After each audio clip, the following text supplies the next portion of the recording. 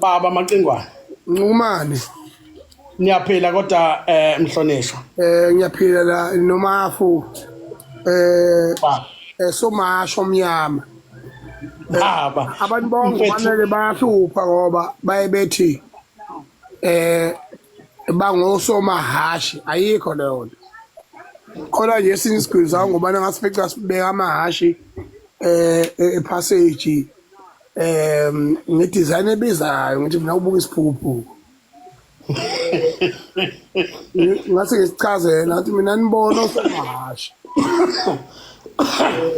ungahleka kakhulu bhuti uyagula bhuti ungakhulu ungahleka kakhulu ngase ngithi mina nibona osomahashi usomasho omnyama kwela ngithi emsini Macingwane. wayifungwa odade wabo angithi intombi zifunga inkosana bese uthi ke inkosana ifunge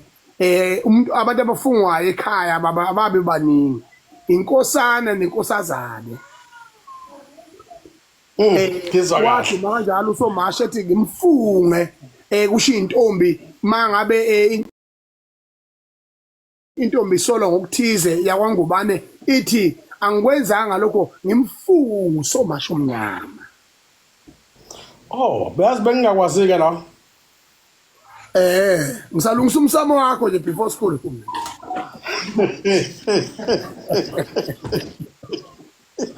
hayi cha usungisizile bengingakwazi ngempela Macingwane mfethu sikwazi njengomuntu ekuthiwa ngolimi lasemzini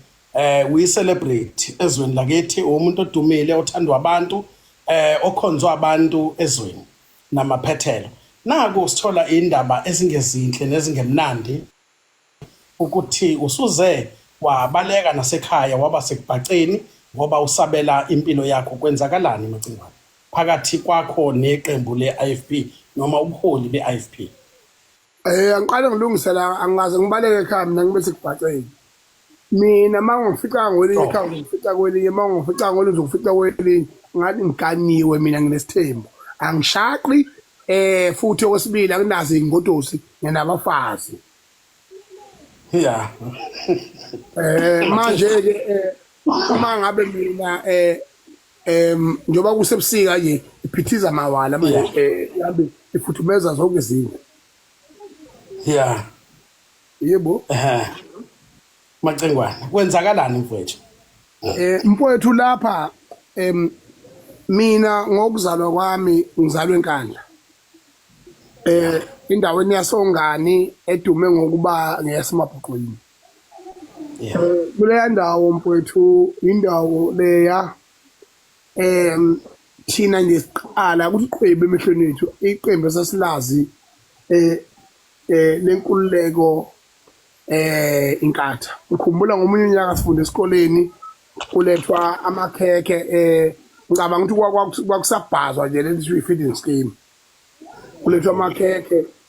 mangibuye esikoleni siphethe lamakhekhe kade siwadla esikoleni sekuqhamuka sekuthiwa hawu niphethe uphungu ngani maZulu yabo ubona hayi amaZulu indala kangakanani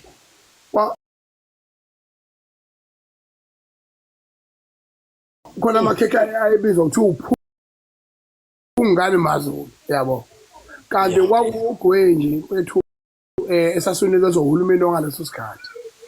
into eyenzakalayo-ke safunda ama-culture ngagida ingoma ngaze ngaqala ukuhamba umhlaba wonke phesheya kwey'lwandle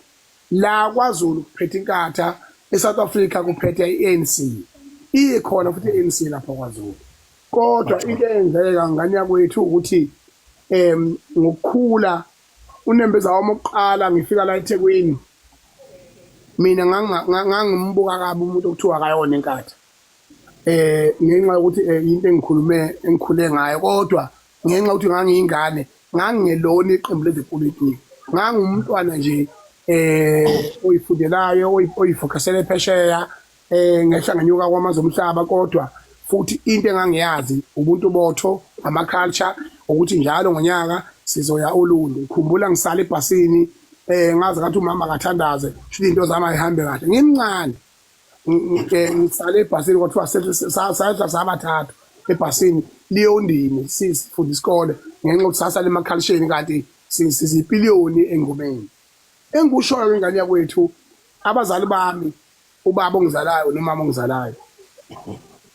ubaba uze wahamba emhlabeni ezinkatha umama namanje nje mina mayezwa kuthiwa khona ngikukhulumile umkono umbone ngubekele ngenkatha uvela ngangikhulumise khona ihlaya ngifuna ukuliseka nje ukuthi umama ngathi ngefika ngelinye ilanga ekhaya wathi ngizokubona uphakana ubani ngokubona uphakana ubani nobuhamba wedwa nje ungenamba ngokubona uphakana ubani hamba phakana kunaba ngizokuthiwa kade ubancoma ngithi mina ngingobani mama ngoba unayiphone bangitshela ngifunda ngitshela ingane amafonini sengisola ukuthi impwethu umlando owakwaZulu abantu abawazi umntwana ophinda angene kwakuye ngo-12 ebusuku kuzosa uvoto kwaku-1994 ngomhla ka-26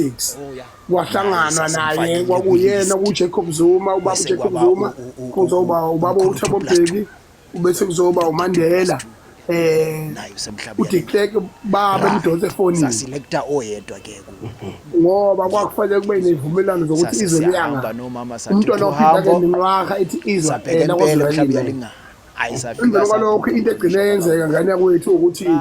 umntwana wakwazi ukwehla ngoba kusungulweni kakhe inkatha ngo-1975 ANC from the ANC Youth League ANC ayizange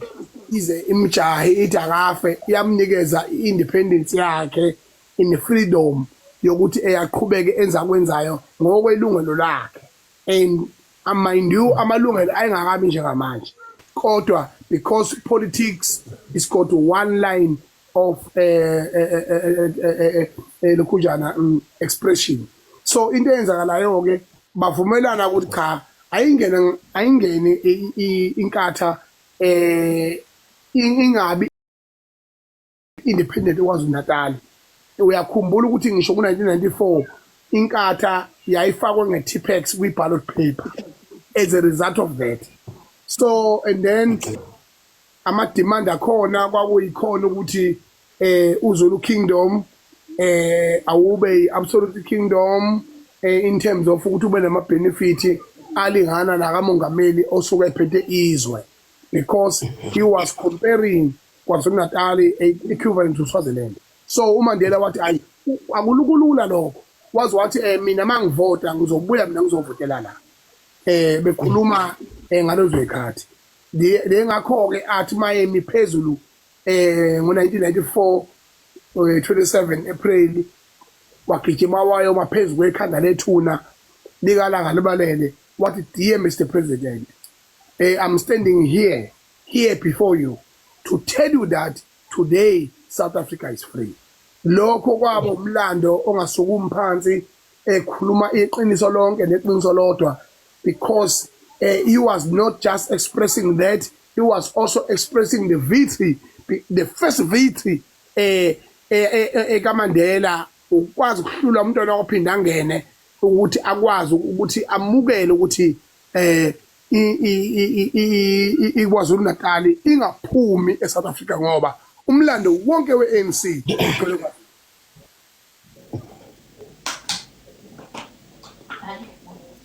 injalo Maqengwana sibonge impilo yakho akukho uhlixizana kube khona phakathi kwakho nobuholi benkatha njengoba sizwa endabeni khona lento ebizwa kuthiwa i-freedom of expression mina ngiqala ukukhuluma ngeinhlangano zezepolitiki mina I will set a record straight mbongo ncukumane mfowethu inkatha ngicabanga ukuthi usopolitiki enkatheni mhlawumbe wayedwa wawuyena umuntu wamaphinda ngene yakhekeka kabuhlungwana ke inkatha yakhelwa egameni lobukhosi ubukhosi is an absolute power engaphazamiseki the only thing that we have to do is to bow with respect yingakho ke kukwaze ukuhlonipheka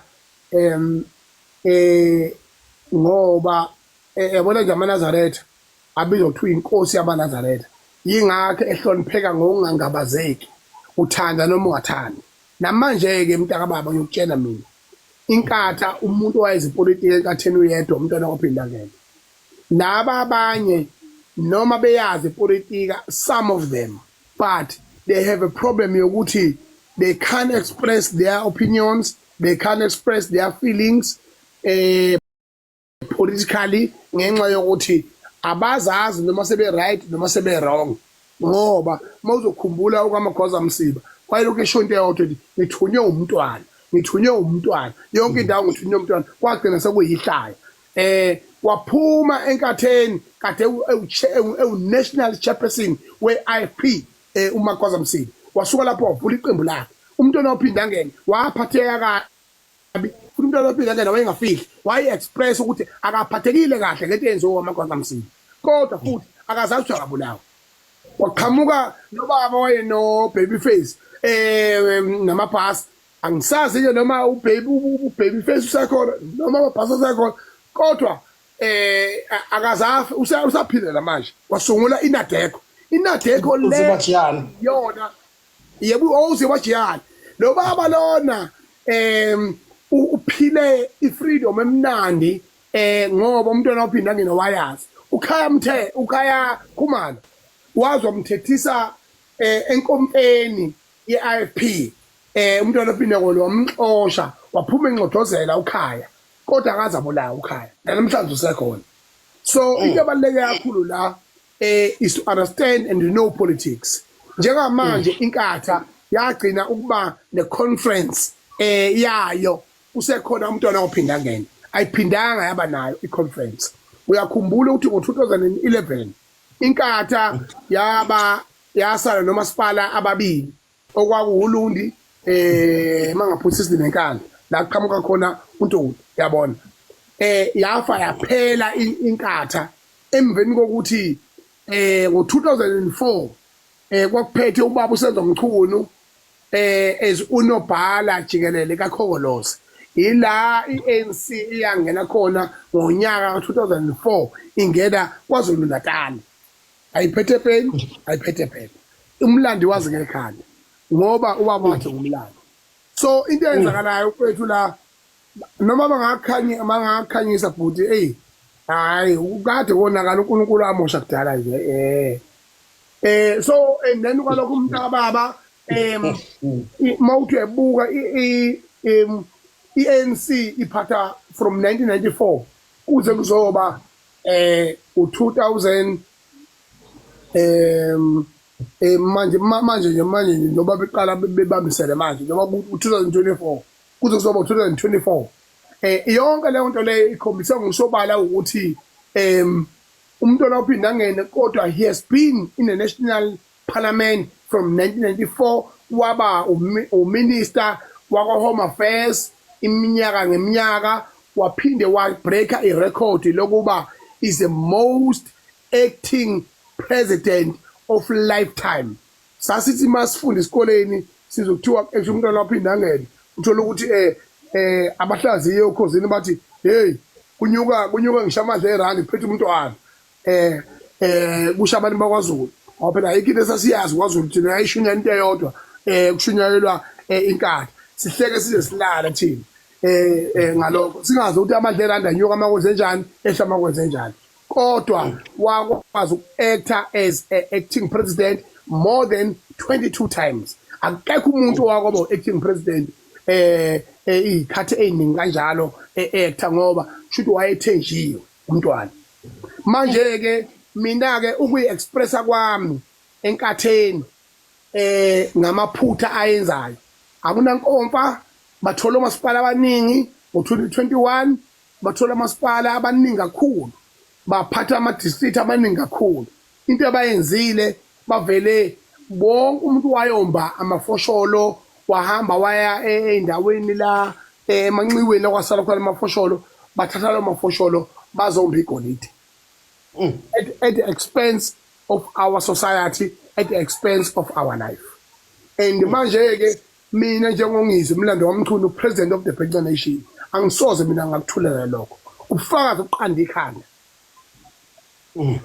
umasipala wasemajuba bankrupt umasipala wasothukela bankrupt umasipala wase emkhanya kude umasipala wasejozini ubankrupt umasipala wase eshowe ubankrupt umasipala wasemelmoto lapha emthonjaneni is bankrupt umasipala wase emhlathuze is bankrupt uyabalisa ungwenzi lapha lo inyasa liyakhala lithi inyasa uma ngabe udayisa owakwenu nawe uyofakela inye langa liyaqala liyabalisa malibika usizi manje liyavalelisa imndenini ayisebenze leyo nto. This is politics. If you have feelings, get away. And then bese kuzoba umasipala wasenkandla awunanga ngisho isent abasebenza abaholi abanjani maqhulusini laphana is completely bankrupt yabona ngicela mina wazi ukuthi ngempela kubo bonke labo masipala uma lento engiyikhulumayo uyingamanga ngicela umphakathi wakhona nabantu abanomsebenzi othinta umasipala kanye nabantu abamasebenzi bakamasipala lezi inkinga engiyishoyo ngabo bonke labo masipala nginamanga yini. And the majority of municipalities in KZN, they are governed by IFP. And the IFP, iyona kanye ulundi is completely bankrupt. Yabona. So manje into ibukayo lento yokuthi uma ngabe ngempela umntwana ophinda angene ayinyanya kanje inkohlakalo engasekho. Shuthi ukwinyanya kwakhe inkohlakalo sekuphindwe kashumi. Ingozi enkulu kakhulu abantu abangayinakile. And nalabo bantu abathi umuntu mayikhuluma futhi uthunyiwe yabona Mbongi ngiyakutshela mina iqiniso neqiniso lonke neqiniso lodwa ngithi mina Nzombane noMafu ngokumane ngithi mina umuntu waqala wathi hawu usibani bani uthunyiwe mayenza ukuthi okusiwazi ngayo ngani na obona ukuthi elokishini noma endaweni yasemakhaya make kwantshontshwa inkomo zesela uvala yonke imigwaqo make kwantshontshwa imoto yesela elokishini kuvala yonke imigwaqo ngize ngisho amabhanoyi alidle ngisho ukudla isela ngoba isela akekho umuntu ongafuni ukuntshontshwa njengesela ngoba lathi ilona kuphela enelungelo lokuntshontsha nalabo abantu abathenga abantu ukuthi bakhulume bahambe beveza inkununu bekhuluma udoti bahambe besakaza ikiwi emahotela yonke le nto leyo lemgodoyi iyona kanye eyenza ukuthi ugcine ngosuku bephenduke bezothi ungisi uthengiwe ngithenge obani mina ngashawa imali emabakhithiza mafinyila baze basala netulo empilo kwaZulu Natal akaze ngizikole noyedwa umuntu we-EFF because they are the political genius, they understand politics. And uZuma uyakhumbula inkatha umntwana ophinda angene ebizwa ngeGash to iGash ebizwa ngeGash kutelekiswa igama lakhe lakwabo lokuthi uGatsha Buthelezi inkathi bizwa ngokova kuthiwa okova iGash yabo. So leyo nto leyo kuthuka umntwana ophinda ngene kodwa lokho akayazi asukuma abantu abana. uZuma wabizwa ngomdlwenguli uthatha ishawa ibekwe ikhanda lakhe eyiswa enziwa yonke into eParliament inkathi campaigner wonke ama-volunteers enkatha ecampaigner ngokuthuka uZuma ebizwa ngesela ebizwa ngoGupta ebizwa ngomdlwenguli ebizwa ngisho nawo makhelwane bakho Ntuli bethi isela uma selintshintsha iskipa lagqoka esinye iskipa ungakhona ukuthi isela lelo. uZuma was smiling when uThamsanqa Ntuli esho leyo nto because he understands politics. And then uJulius Malema when he expresses himself and politically and ngayo yonke indlela uyaqokothisa khuluma eqise mina ngikhulume no kunjana no ngagandavula obaba uSiril Ramaphosa no baba uSenzo no Gudlamatashe bonke ngoba they owe me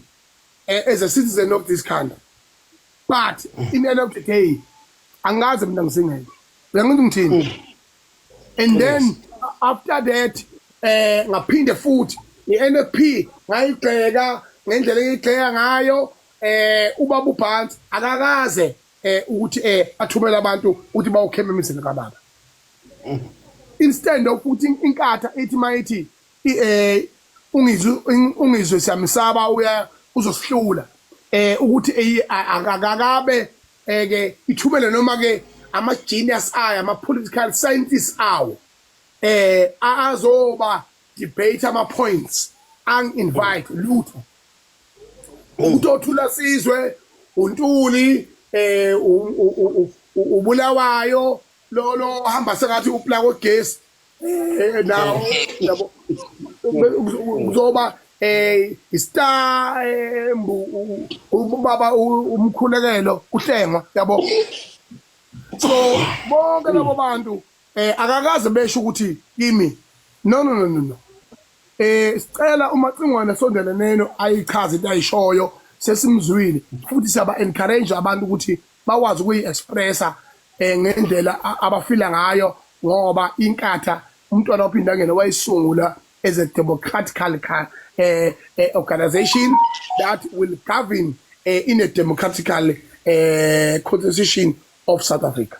Akaze kwenzeke lokho kunalokho into eyenzakalayo mina hlasela umzika baba hlasela umngami ngiyathukwa usuku nemini no points okusho ukuthi inkatha is the poorest political organization that deserve to be perished if they don't comply with the rules and regulation of this country. But personally, I will never allow inkatha to be perished. Ngoba ngiyazi ukuthi laba abayiphethe njengamanje inhloso yabo ukuthi bayigainise bona bayiluthe futhi umntwana aphinda ngene uyoguquka emalibeni akhe. Ngakho ke therefore I will set the record straight ukuthi mina soon and very soon ngizoya kwaphinda ngene ngiyobona umntwana uphumzile ngibone inkosi uMaphikelela umntwana uzozifa ngikwazi ukubaceba kahle engikushilo nengakushilo ngikusho kumntwana uzozifa so bezokwazi ukuthi iqiniso lonke neqiniso lodwa lazeke uDeputy Minister ngani mo public health memo wabani lo transport hayi unational ubaba inkosi sembongo nobuthelezi yabona. Yes. Bese kuzoba ubaba uHlabisa uBulawayo uminister wakhokha ophethe amakhosi kanye nokusiwa kwamapipi ezweni lonke jikelele nomasipala yabo. Bese kuzoba umkhuleko oDeputy Minister wakwa transport and the transport i-portfolio enzima kufana ngabe Deputy Minister mhlawumbe abawu3 noma abawu4 ngoba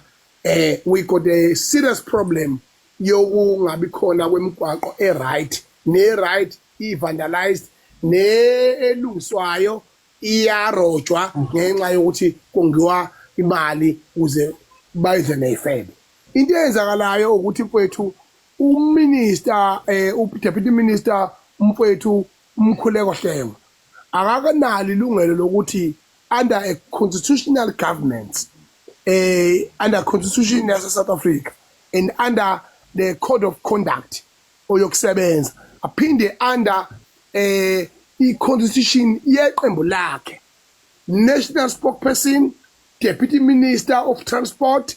member of parliament under oath azothi mina we want to officially declare Ngizwe Mchunu as the #1 enemy of the IFP. Therefore, all the members of the IFP should treat him so. Khuzeka Mpanda. KwaZulu leyo nto leyo is a declaration of war. So manje, if I was stupid, I was going to respond exactly as his words, because he who is that mbu. So manje and he don't know nothing, yabon. So he don't know politics. So into eyenzakalayo uthi, because I'm the leader, I can't sell my soul for nothing. So all I'm saying, I've ngilandele imithetho sisekelo walelizwe ngala wezwe ngayomvulela iqala kanye nalabo abantu ababeqhaluza emzini kaBaba njoba ngenza ukuthula sizwe. So manje bona, if they are politically angry, it's not my business. So yena ke lokho akwenzile ku outside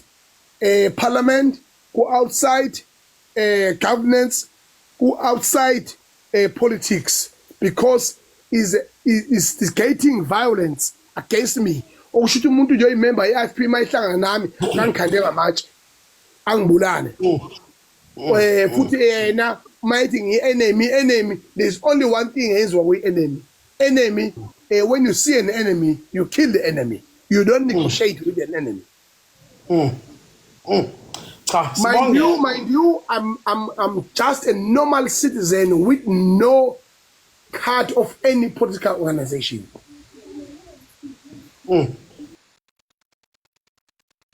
Baba, sibonge Maqingwana. Sisizwe sesizwile ukuthi ingxabano noma udwesho likhona lusuka kuphi, but lusemazwini aqhamuke ebuholini lapho declare khona ubaba uMaqingwana njengesitha seqembu lokho okade kumenzela amazinyo abushelelisi kakhulukazi kubalandeli beIFP for no reason. Kodwa ke siyajabula ukuthi uzoya enkosini yaKaButhelezi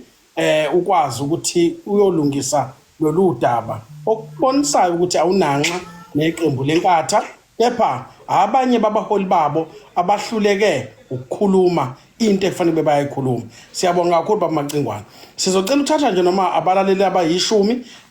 ukwazi ukuthi uzwe uvo lwabo ukuthi bathini bona kulesimo mase siyayivala. Awunankinga nalokho baba Maqingwana? Haya, anginankinga nalokho. Mhlawumbe ebenganxusa ukuthi kubalaleli abakhona njengamanje abafisayo ukuthi ngimbone umntwana okwaphinda angene uMaphikelela, mhlambe bengakuveza umbono